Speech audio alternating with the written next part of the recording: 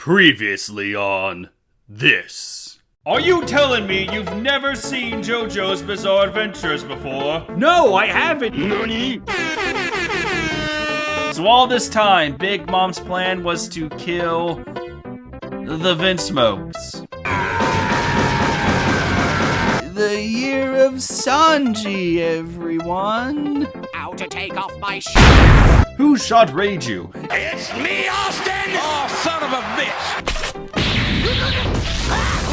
Why must you break the things I love? Everyone is using the mirror world thanks to a still captive Broly, and they lie in wait for their time to strike. And now for the conclusion of, this.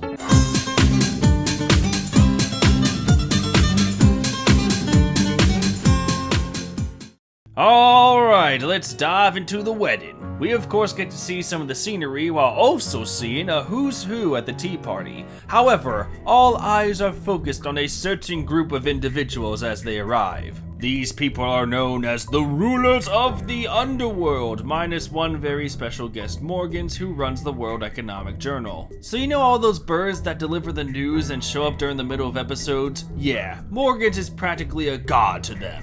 Now, these new characters don't get a lot of time spent on them, they're just there to make an impression to us fans and allow us to get a scope of who actually attends Big Mom's events. However, aside from Morgans, one such character will turn out to have a giant role later on. Her name is Stussy, and she is the queen of the Pleasure District. What the fuck, I can't even make this up if I wanted to. So thanks to Parasparrow's candy escalator. One of these days I have to stop being surprised by what this story can do. All of the guests arrive on time. Meanwhile, Beijing's fulfilling his duty as Big Mom's security as he watches the entrance to the party. However, a distraught guest shows up and starts making a scene.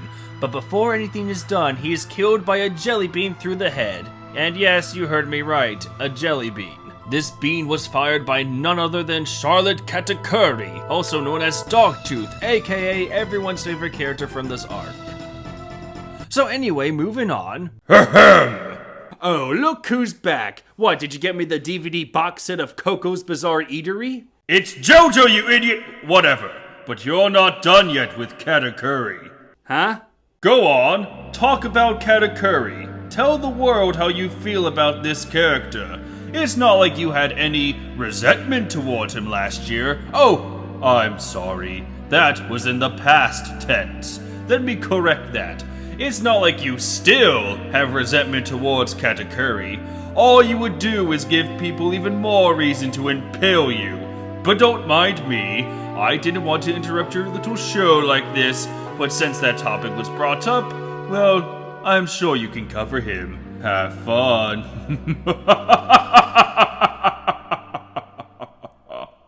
So is that a no on the DVD? Talk about Katakuri! Be careful what you wish for, you old fool! Yes, Katakuri. Remember at the very start of this video where I said that there are people that take Whole Cake Island and rank it on an extreme level?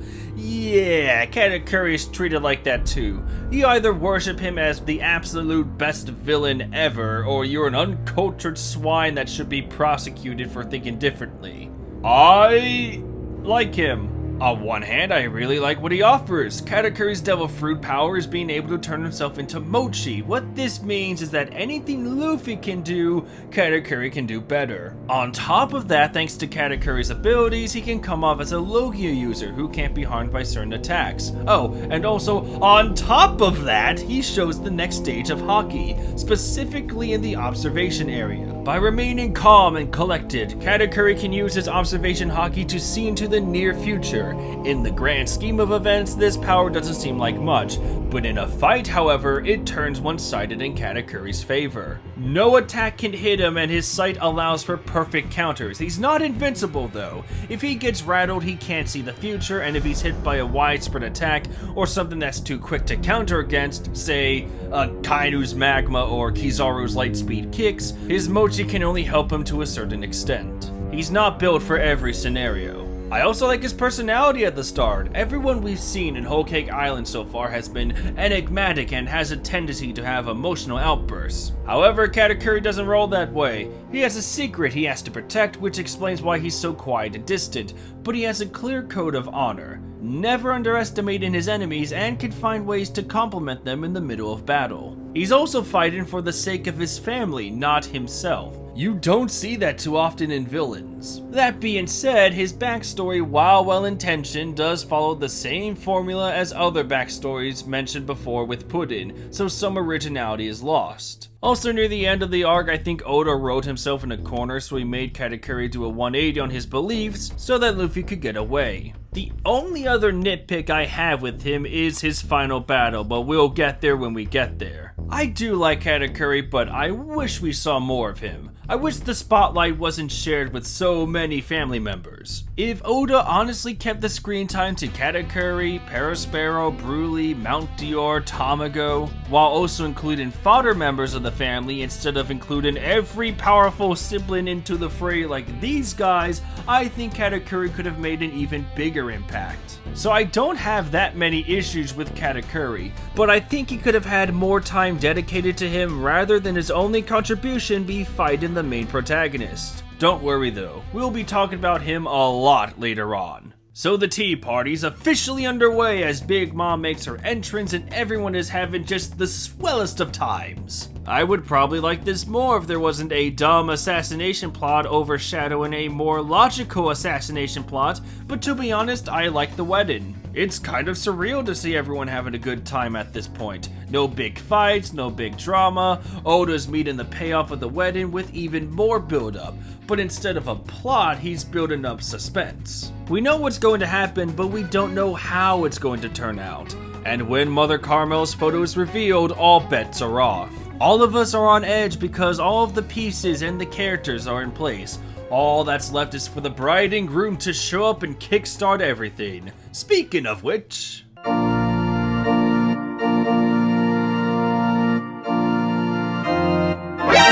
You idiot! So Sanji lifts the veil and Puddin reveals her third eye, thinking it will shock Sanji so Puddin can easily shoot him. However, the results are... reversed. When Sanji sees the eye, he calls it beautiful, forcing Puddin to have an emotional breakdown. This is also where we get that flashback that feels out of place and rushed. As mentioned before, Puddin was made fun of as a child because of her third eye, and everyone wanted to hide it. Even Big Mom doesn't like it, so she has her daughter cover it. But of course, with enough bullying, Puddin snaps and looks like the mutant love child of the Joker and Harley Quinn. Meet Evil Puddin, which is apparently a split personality of Puddin because these two identities switch control a lot from here on out. Hate to break it to you, Triclops, but you have a long way to go before you reach Sensui's level of personalities. So now that Puddin is constantly switching between her nice side and her evil side, the assassination plot is in jeopardy. Big Mom makes the priest take the shot, but Katakuri foresaw it failing, so he shoots another jelly bean hoping to kill Sanji. But he dodges it, causing the priest to get beaten to death and firing off the gun. So just to recap, Katakuri saw the future and then created an alternate timeline by firing a bean, but he still failed to shoot a man, causing his family to instantly be in the official worst timeline as noted here in The Legend of Zelda Historia. Directed by Christopher Nolan. As you can expect, the wedding starts to unravel, but then it goes into crazy overdrive as suddenly the wedding cake explodes from within, revealing an army of Luffy clones. You fools! You've messed with the natural order!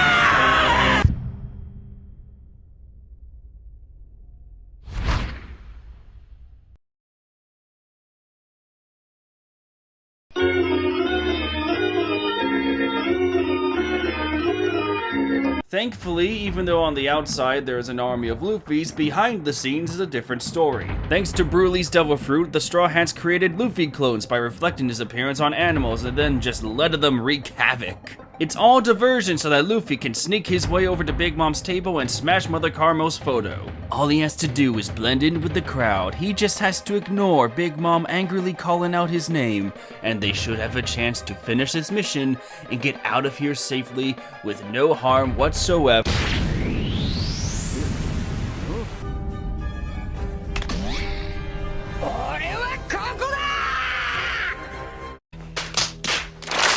So of course Luffy confronts Big Mom and gets the attention of not only her, but the entire family as well. Though this was a blessing in disguise, as Brook, who's dressed as the smart version of Luffy, breaks Mother Caramel's photo in the chaos, which sends Big Mom into a loop. She's not screaming yet because she doesn't know what to be more upset about. The fact that the wedding failed on every front or the broken picture. It's decided that if Big Mom sees the picture again in pieces, it will cause her to scream, so everyone moves out to make sure that happens. Although they are missing a plan B, and that is to show Big Mom Beijay's horrific and petrifying son Pez, whose name of course stands for Call Judge Frollo because I have one more job for him. However, Katakuri, seeing what everyone's plan is, goes to confront Luffy, Jinbei, Beijay, and Pedro. The real shocking thing, though, is that he's able to hold his own against all of these people and still have the chance to knock Luffy down. Gotta give him respect on that one. Meanwhile, thousands of miles away, Sanji saved pudding from the fall of the wedding cake. She takes it well. Time is short though, as the Charlotte family focuses their attention back on the Vinsmoke family, who have been bound to their seats by Perospero. Sanji is about to intervene, but he's stopped by a new challenger. This man is Daifuku, third son of Big Mom and the scientific result of when you crossbreed a French clown and King Wapple. Daifuku then calls Puddin a failure. Well, when you put it like that, And deems that it's up to him to kill Sanji. He reveals his devil fruit power, which is calling forth a genie. The physical feats and limitations of this genie aren't really known. All that's shown is that after a blow, Daifuku has to recall the genie back inside him before sending him out again. But surely this is the moment where Sanji gets to go all out, right? After years of being called weak, years of being defeated by opponents, after being an emotional wreck that only had 1 to 2 moments in this arc, surely this battle, right here, will prove just how useful Sanji is and not at all make him look like a helpless fighter, even though he's proven otherwise for so long. Now then, proceed.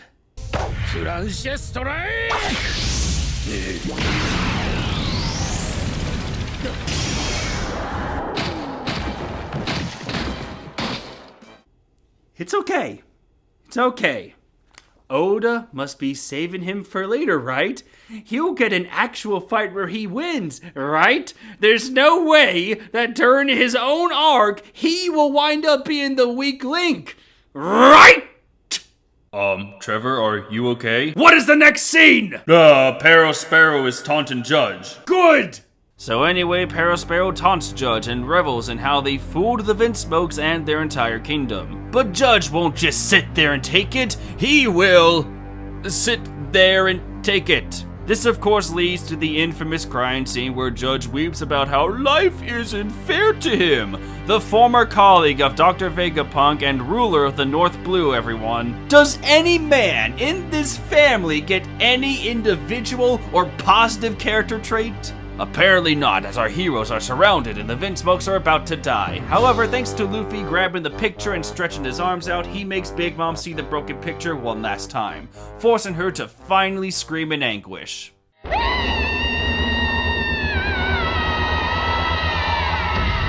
This is pretty freaking cool.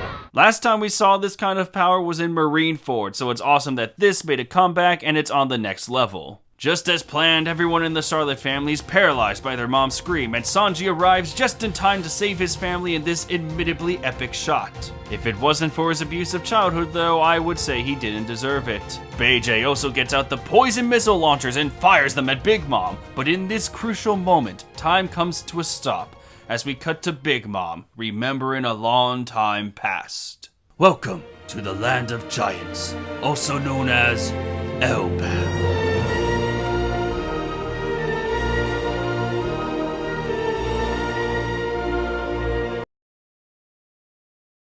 no.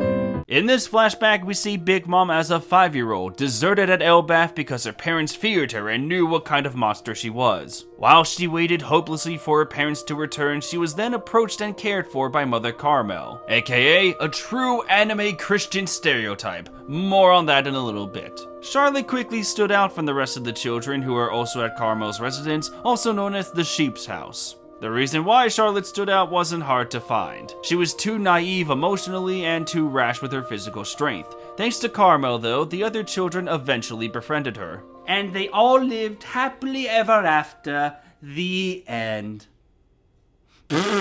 Of course not! This wouldn't be a One Piece flashback if there wasn't some great tragedy. You see, a certain ritual took place in Elbaf known as the Winter Solstice. No, this is the wrong Winter Solstice. This one is where you must fast for several days and not eat anything. I think you know where this is going.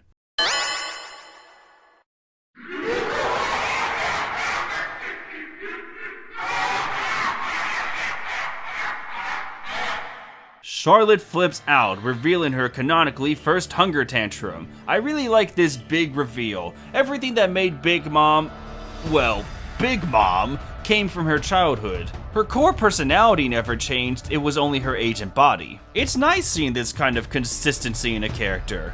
So as Charlotte ravaged the land, she spared no one. Giant after giant fell to this depraved toddler, until one of the giant's oldest heroes, Jorl, attempted to stop Charlotte. It did not end well, as Jorl's blade was shattered by Big Mom's already overwhelming power, and was severely wounded because of it. Mother Carmel then appeared, getting Charlotte's desired food to calm her down, and she had another plot twist up her sleeve. It turns out that Carmel was in fact a devil fruit user. Not just any though, as she was the previous owner of the Soul fruit, Big Mom's source of power today. Carmel created a sun out of the flames to help save people, but was then confronted by Jarl, another old giant hero who was Jorl's closest comrade. He was ready to kill Charlotte for what she had done, but Carmel pleaded that she be spared. Jarl decided to grant that wish, but only because it was Mother Carmel. In return, Carmel and Charlotte were exiled from Elbaf, and all the giants hated Charlotte so much they swore to never speak her name again.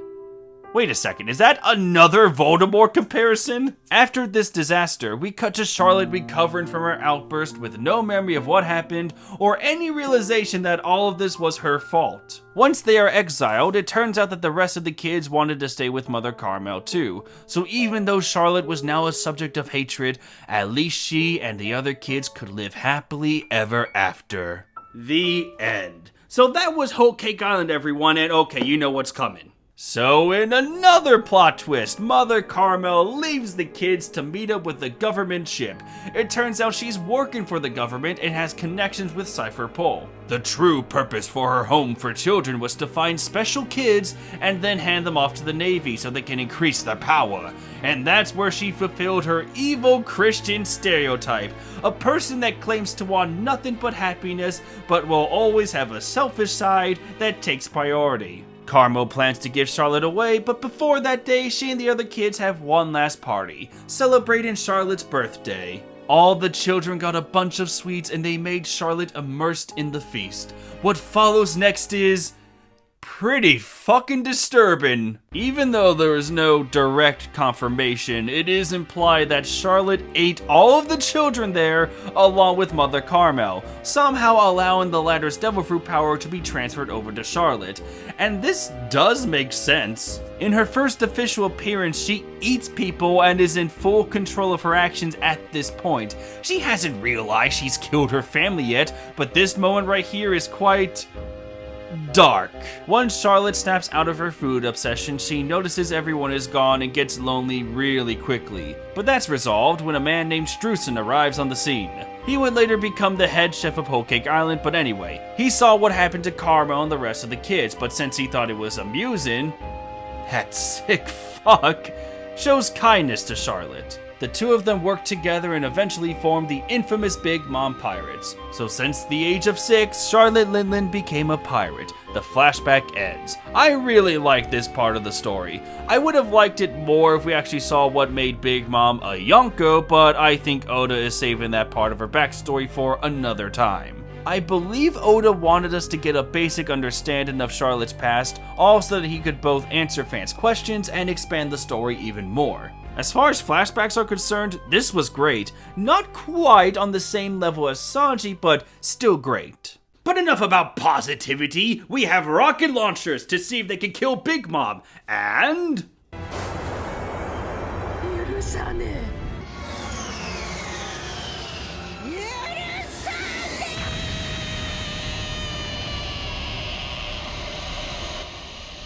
You Looks like Peckham's called it, everyone. We have underestimated Big Mom. Or, to be more specific, I guess we underestimated her lung capacity? So the plan has failed, and to make matters worse, Big Mom's scream not only destroyed the missiles, but also the mirror the Straw Hats were gonna escape through. With no other options, BJ activates his Fortnite powers, I mean Minecraft powers, he channels the spirit of the Rock Fighter from Neverending Story and transforms into his ultimate form, Big Father! You ever see a name for something where you swear you can make a joke out of it, but you can't for whatever reason? Like it would be too obvious or lazy? This is it. This is that scenario. So everyone retreats inside BJ, but they're cornered by the Big Mom pirate. Big Mom herself calms down after her little tantrum and starts attacking BJ's castle. Or we could also say that Big Mom is castle crashing.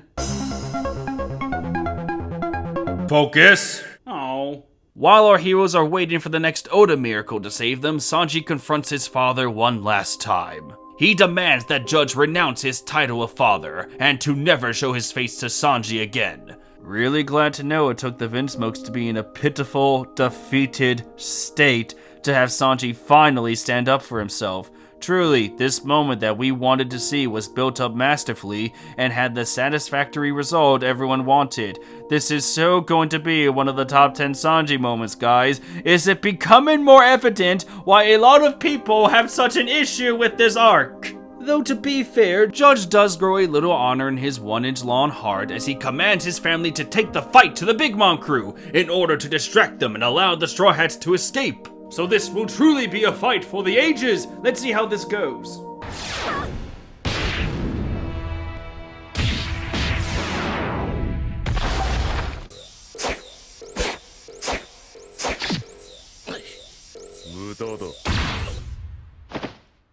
Shanks versus Mihawk ain't got shit compared to this.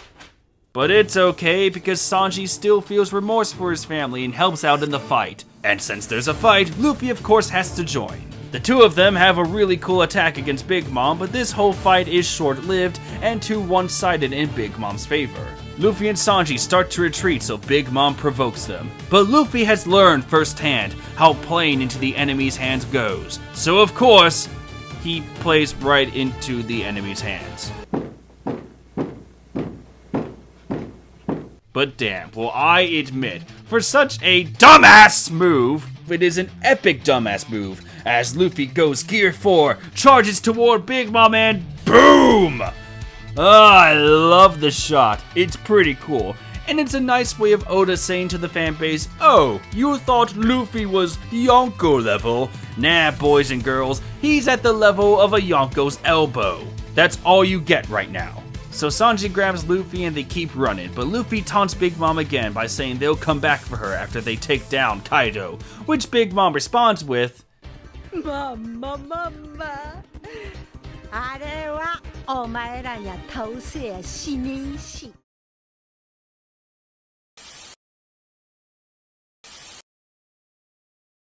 Huh, it's gotten really quiet and a lot less obnoxious all of a sudden. I wonder what happened to Trevor. Oh!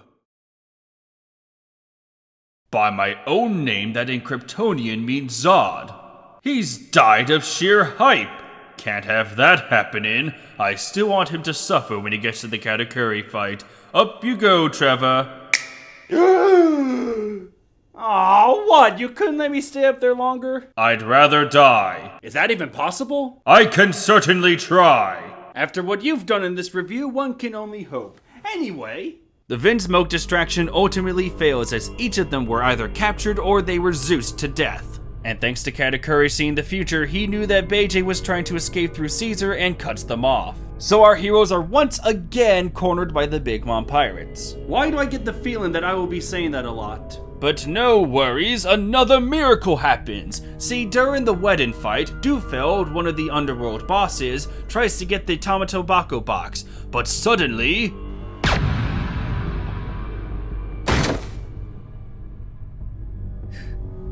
Stussy wants the box as she reveals herself as a deep cover agent for a CP0. Which begs the question, which is worse? Was her actual name Stussy or was her codename Stussy? Neither result will satisfy me. But what is satisfying is that the box fell off the cake castle, breaks when landed on the ground, and...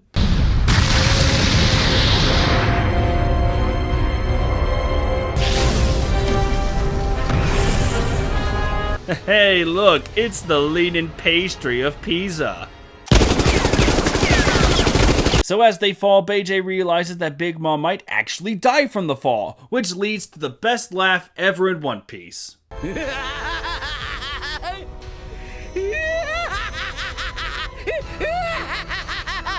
But of course, something saves her, and that something is Streusen, as he actually turns the entire castle into an actual cake, thus saving all of the Big Mom pirates. Though to be honest, would that fall even kill Big Mom if a certain thing didn't die from it, and Big Mom still has the skin of a freaking Steelix? Would this fall actually end her? No time for wondering though, it's time to go. The Straw Hats split up with Beijing and go their separate ways. Though I of course have to show this scene. I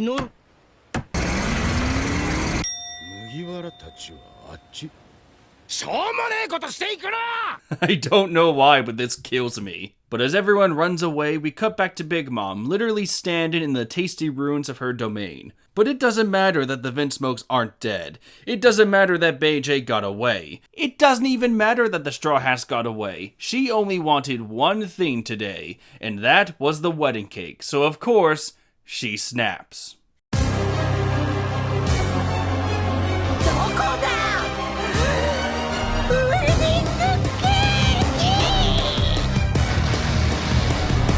Get used to her saying that, everyone. It will continue until the very end of the arc. Puddin notices that her mama has gone cuckoo for cake, so she flies to Beijing hoping that she can get Chiffon's help in making a cake that will satisfy Big Mom.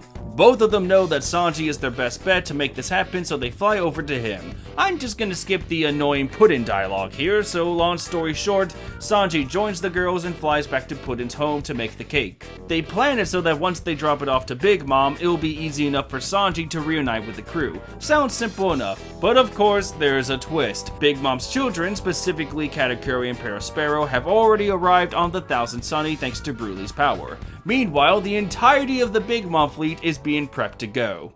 You know, this reminds me of that who would win meme. So yeah, who would win? One of the 4 Yonkos with every resource at their disposal, or a smiling boat? The answer will surprise you. Big Mom reaches the Straw Hats and oh my god! That is fucking awesome. Are we playing Skies of Arcadia? Because that's some pirate's wrath right there.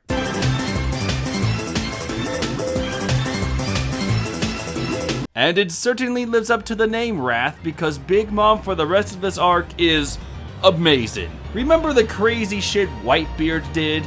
Big Mom shows why she's in the same league as him. Just to list off what she does for the rest of this arc. She uses Elbaf attacks, she drops a freaking sun, commands a forest with her voice alone, gets blasted by a Thor-level lightning bolt, walks away unscathed, and when I say walks away, I mean she walks through the freaking ground pulling an Akainu right there. She takes a Coupe de Burst to the face, kinda walks on water. She's no Jesus, but impressive nonetheless that she just walks over the one thing that could depower her, possesses the ocean itself to create a tidal wave, and it takes every Straw Hat, minus Luffy, but plus Jinbei, to fight their hardest just to push her off a boat. What do I need to say? Do I need to put a label right here? I don't have to use any adjectives to describe the sheer awesomeness she shows during this last third. It takes me back before the days of Whole Cake Island, where fans were like, Big Mom? More like Big Joke.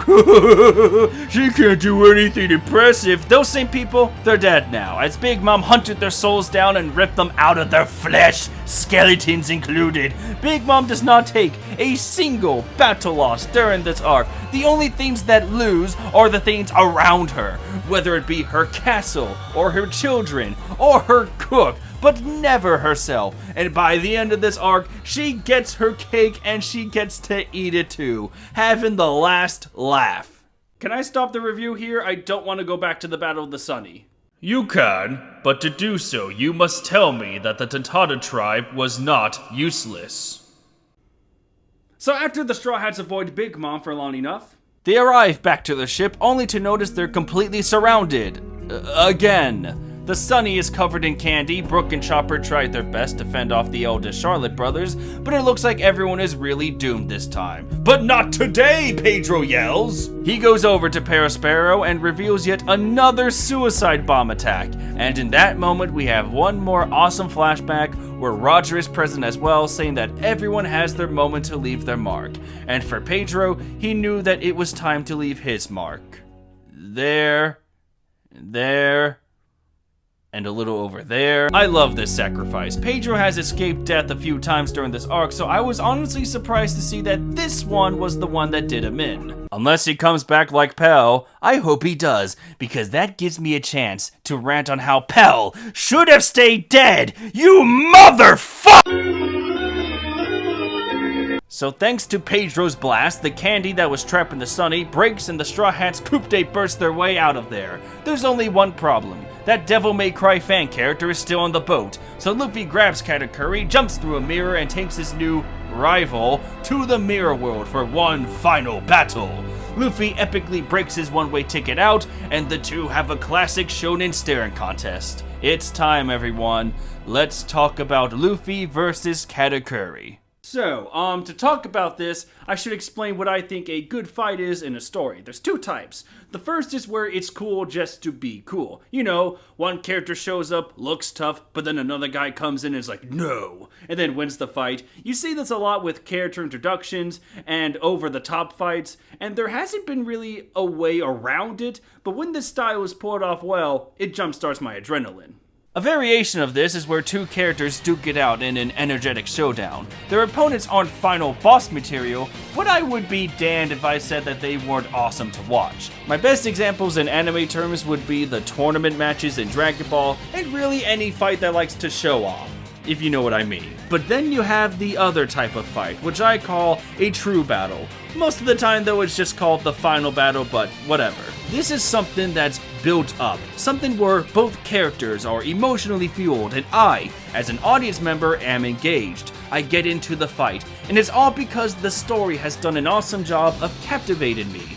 To get invested in the world, it takes a constant struggle between the hero and the antagonist to reach this point of energy, to reach the final struggle that pays off in the end. Yusuke vs. Toguro from Yu Yu Hakusho is one of my favorite fights of all time, no question about it.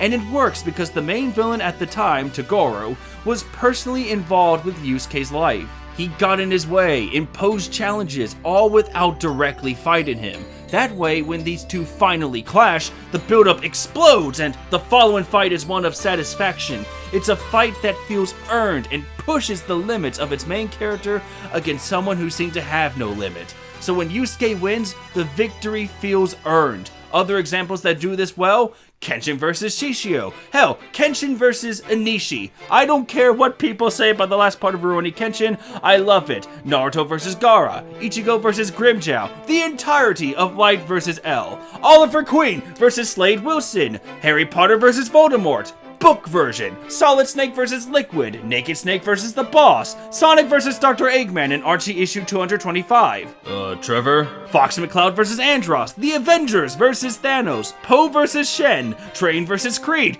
Luke Skywalker vs. Darth Vader on the Death Star where the choir comes in, making me realize that every movie before it all led up to this moment, the final downfall of Anakin Skywalker, their turning point in the galaxy. It all started with anger, and it ended with anger. One was out of revenge for family, the other out of love for family. I love me some Anakin versus Obi-Wan, but this was where it was at! Trevor! Okay. So, there have been many fights that I enjoy that have this type of build-up, this type of connection between the two enemies that pushes them beyond their limits. A fight that makes me look at the material and say to myself, that was worth it. But, that being said, there have also been many fights where, while there is some emotion or tension in it, just doesn't stack up to others. This can be because the fight was under an obligation to happen or to finally end, or because there wasn't enough material or time given to make me care. However, a main reason can also be because one of the two characters fighting just couldn't be explored or they didn't have time to meet expectations. Examples: Goku vs. Jiren. If someone wasn't one of the blandest characters I've ever seen in my life, it would make this fight far more entertaining. Ichigo vs. Aizen and Yuha. These battles happened because they had to. Like they were under a contract and the victory didn't feel earned. They had to end with the main protagonist pulling out a random power with little to no explanation because the villain was just too powerful on their own. All the tension and the stakes died out because of how strong the villain was. This stupid piece of crap along with this idiot. And a good amount of the Marvel movies as well as the DCEU's entire lineup are responsible for this kind of battle too. So, with all that being said, where does Luffy vs. Katakuri stand for me? I'm gonna be honest, a little closer to the uninterested side. While there are some really good moments, the fight as a whole did not suck me in. Katakuri couldn't suck me in. He needed more time, more exposure. There needed to be a better connection between him and Luffy. And the fight itself made me lose interest near the end. Like, it could have ended earlier in a different way, and it would have been more satisfying than what I saw. I can get why people can say they love this fight, but I can't. I thought the hype and the constant stares weren't deserved. So when I see people say that Luffy vs. Katakuri was the best fight ever in all of One Piece, I make a Tim Allen noise. So this was better than the fight with Crocodile, Rob Lucci, Dope Flamingo, even freaking Usopp? I'm sorry, but I just can't agree. But hey, let's take a look at Luffy vs. Katakuri from the start. For a good bit, Luffy gets humiliated by Katakuri. Not only does Katakuri's Devil Fruit allow him to match Luffy's attacks blow for blow, but thanks to the former's advanced Haki, he can see what Luffy will do next and effectively pummel him. Brutally, I might add.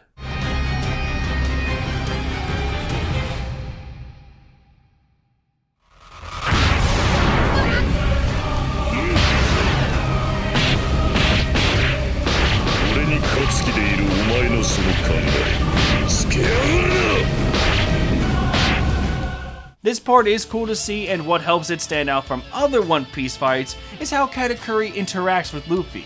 See, most battles are like, ha ha ha ha ha ha, you'll never beat my Devil Fruit, Mugiwara. But then Luffy is like, yeah, I can. So then he gets a comeback, and the enemy is like, I hate you, I want you to die. And then Luffy is like, no, and then wins it with a big finishing move.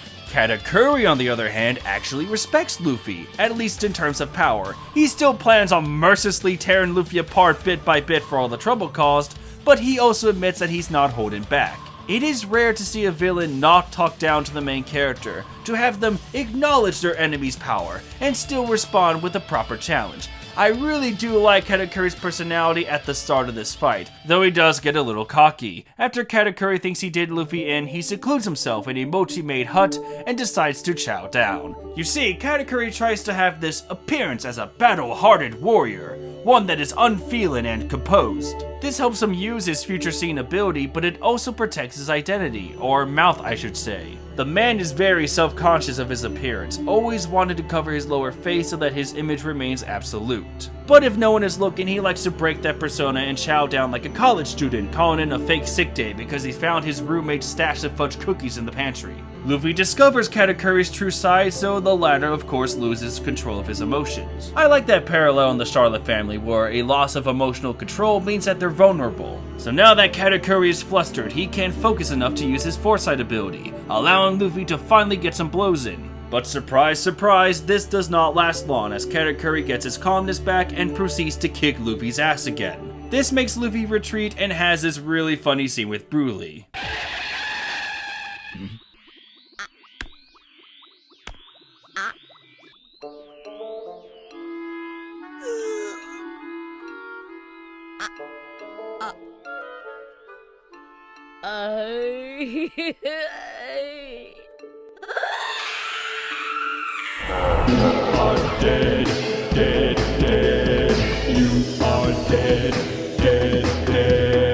But once Luffy actually sits down and takes time to think, he wonders if he too can see the future. I really hope not, but knowing how accessible Haki is as well as Luffy being the main character, I can't be too surprised if Oda takes this route. But hey, maybe Luffy is saving this future sight training for another day. I mean, he just escaped from someone that outmatches him in every way and knows where he is lacking in instinct and visual hockey. With this knowledge, along with him learning what happened last time when you recklessly charge an enemy out of your league, Luffy of course makes a tactical retreat, finding a way to rejoin his friends and help them escape as they're now safe from Katakuri. Or Luffy says, nah, I'm gonna try to punch him again, and jumps right back into the mirror world for another face-off. So their fight enters round 2. This time though, Luffy is staying on the defensive. He's trying to learn to dodge on instinct rather than using his senses. That way he can have the same composure as Katakuri and level out the playing field. And since I'm going to get copyright striked if I use Ultimate Battle from Dragon Ball Super, I'll just make the obvious punchline and put up this awesome fan work of Ultra Instinct Luffy. Link to the source is in the description. But little does Luffy know that a far worse threat is on the horizon. This new plague, this new great evil, is about to make Luffy's life a living hell. Who could this be? It's a Katakuri fangirl introduced out of nowhere at the end of the arc. Meet Lady Flambe, a god-awful, useless, stupid waste of space, revolting daughter of the eggplant wizard from Kid Icarus. I'm not going to stop, you know, I can go all day. Damn it! If I may, can I go back to the start of this whole video and replay this quote? I really appreciate that Oda has taken his time introducing the major players in this arc. While we would get new characters up until the arc ends, he does put effort in most of these new characters' introductions. Yeah, there's a reason I said most in terms of appropriate introductions. So who is Flambe? Well, she is the president of the Katakuri fan club. And that's it. No, really, that's all of it. That's all we get. The legendary duel between Luffy and Katakuri is now taking a backseat to Flambe and her goofy shenanigans. Why does she exist? What purpose does she have? From what I can tell, the only reason she was conceived was so that she could interrupt the fight by sniping Luffy from afar, that in turn would cause Katakuri to snap at her, making him change his character, allowing for Luffy to get a win. Yay?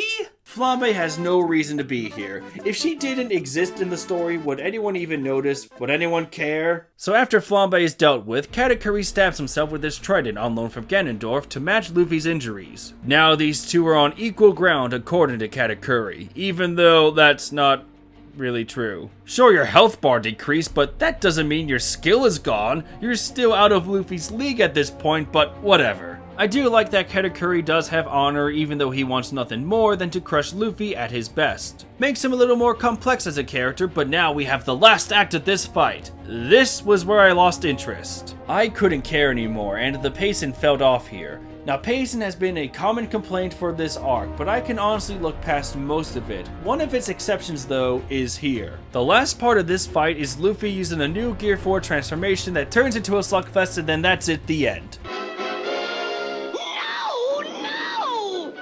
This last part takes a chapter and a half, and the Snake Man transformation is about as long as the first boss from Mega Man Zero.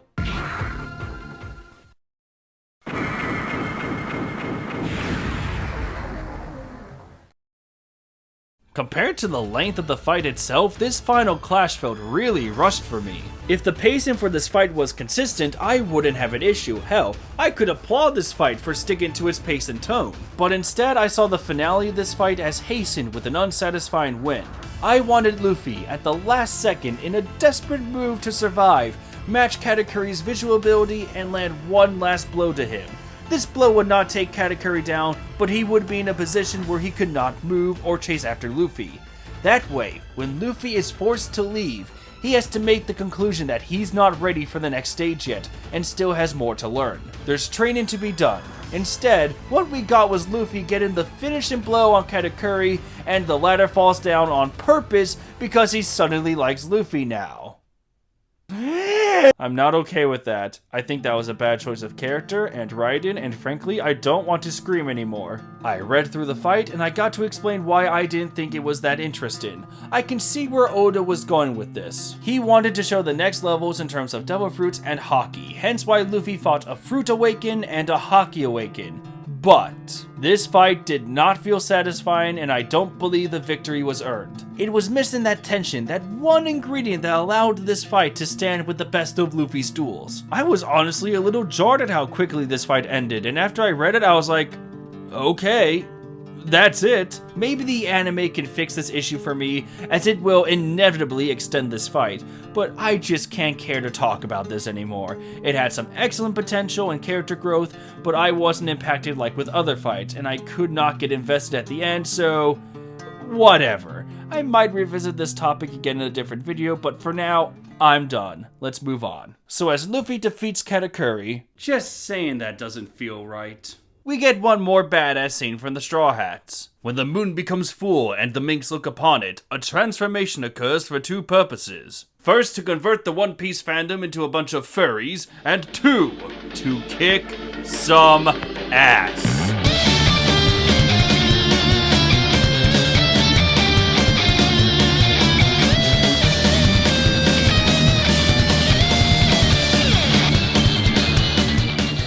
Welcome back to Who Would Win. On this episode, who would win? A fleet of pirate ships commanded by magical super pirates, or the love child of a rabbit holding a taser and bayonetta? After Carrot uses up her power, she's rescued by Brook and taken back to the Sunny. But a new savior's on the horizon, Sanji's wedding cake. Okay, so I know I skipped the whole cooking scene, but to give it the barest minimum of credit here, I think it's alright. In a way, Sanji's cooking is facing the ultimate challenge, satisfying Big Mom at her worst state. How Sanji recreates the cake based on smell alone is awesome, and it is thanks to Sanji that the Straw Hats don't get killed by Big Mom herself. And look, he gets another moment where he kicks Oven in his hot buttocks and kicks an entire cake on Beijay's ship to escort to Big Mom. But that's not all, folks. Sanji then goes to save Luffy, who's about to be murdered by the Yonko's vengeful family. And he gets, 50 yards of distance before he gets knocked down. That's a Sanji moment, right? This right here. What? What do you mean that's not a moment? It sounds right so far in the story. But have no fear, the vent smokes are here. Yay! And they even sneak in a raid suit to Sanji, inspiring countless theories and fan art. Thanks to the Vinsmokes running one last distraction play, the Straw Hats finally reunite with each other, again, but for the last time, and have one final stretch before they're out of Big Mom's territory. However, they are of course surrounded, again, for the last time. But have no fear, the Sun Pirates are here. Yeah! The final fight in this arc is Germa 66 and the Sun Pirates working together to save the Thousand Sunny and to buy time. Jinbei, however, can't just leave his crew behind, so Luffy, in this epic Pirate King moment, tells him to fight and to come back to Wano. Captain's orders. Meanwhile, Morgans is surveying the clash and makes one last prediction, that one of the supernovas is going to be the next Pirate King and that Luffy might have the best chance of doing it. I swear the balls on this dude, he's saying that next to his CP0 agent. If that was Rob Lucci, let's just say that he wouldn't need to go anywhere for dinner. So alas, all good things come to an end. Why do I feel like I'm forgetting something? Oh, hey, look, it's impending death. Oh, fuck, it's impending death! Yep, after Big Mom finally gets her hands on the wedding cake thanks to Beijay's delivery, she has the appropriate reaction and regains all of her senses. In fact, she's so happy, she could even sing about it.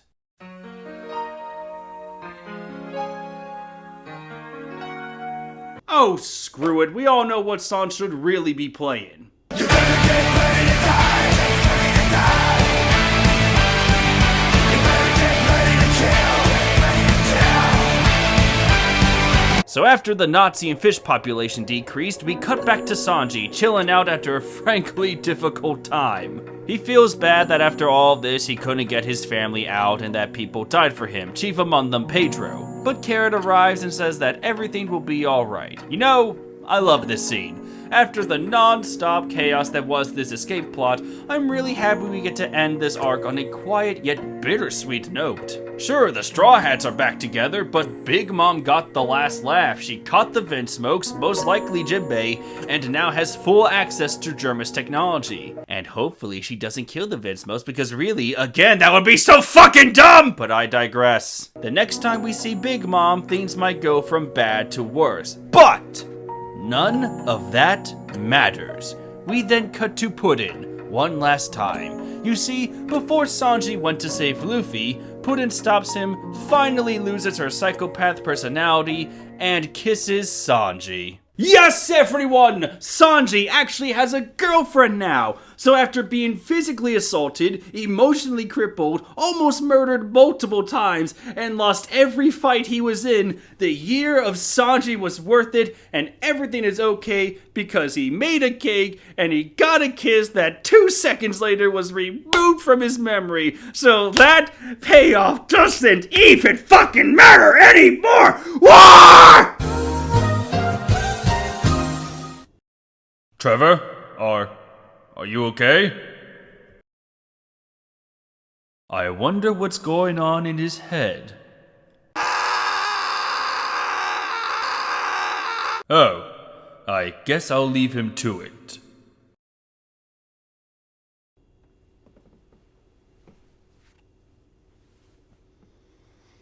Moving on. For the last time. So Puddin is in love with Sanji now, we get to see Zeph return cooking some food, and we have this heartwarming parallel with his true son. Luffy's bounty increased to 1.5 billion, and everyone but Luffy's allies lived happily ever after. And so did the fandom once the Reverie mini arc happened.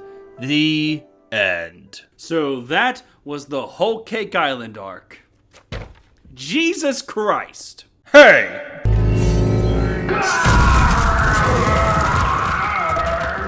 Now I know that I've done nothing but take jabs at this arc, but that doesn't mean I hate this arc. In fact, I don't really hate it at all. I think the only negative emotion I can give this arc is disappointment. At the very start of this arc, I shared that my previous thoughts on this entire story was okay. It had a balance because when something was good, it was really good. If something was bad, then it was really bad.